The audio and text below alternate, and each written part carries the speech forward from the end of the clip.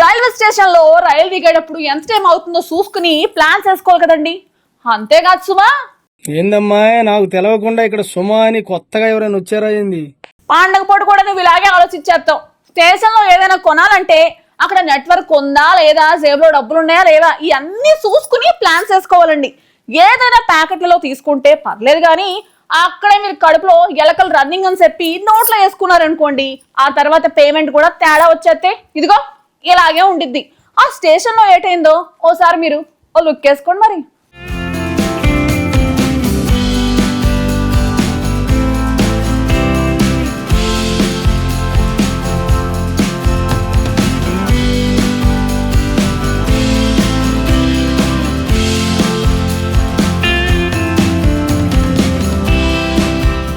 ఇప్పుడు ఈ వీడియో చూసిన ప్రతి ఒక్కరూ షాక్ అయ్యారు. సోషల్ మీడియాలో వేగంగా పాకిపోతుంది.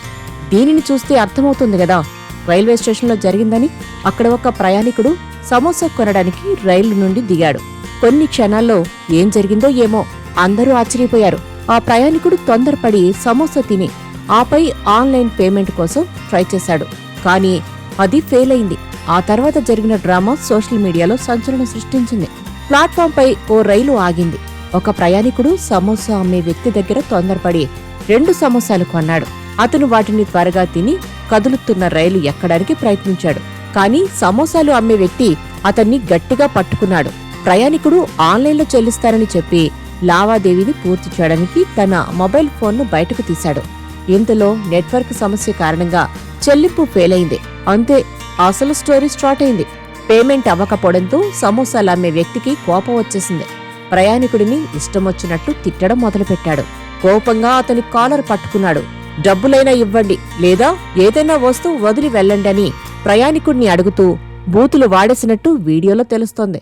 పరిస్థితి దిగజారడంతో ఈ ఘటన చూస్తున్న వారంతా కంగు తిన్నారు. నెట్వర్క్ పనిచేయడం లేదని, చెల్లింపు జరుగుతుందని అతను వివరించడానికి ప్రయత్నించాడు. కానీ సమోసా విక్రేత వినడానికి నిరాకరించాడు.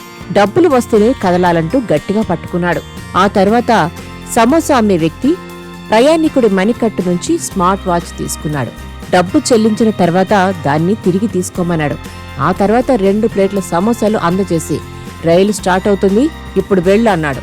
అప్పటికే రైలు స్టార్ట్ అవడంతో చివరకు చేసేదేమీ లేక సమోసాలు పట్టుకున్న పాసింజర్ రైలెక్కేశాడు.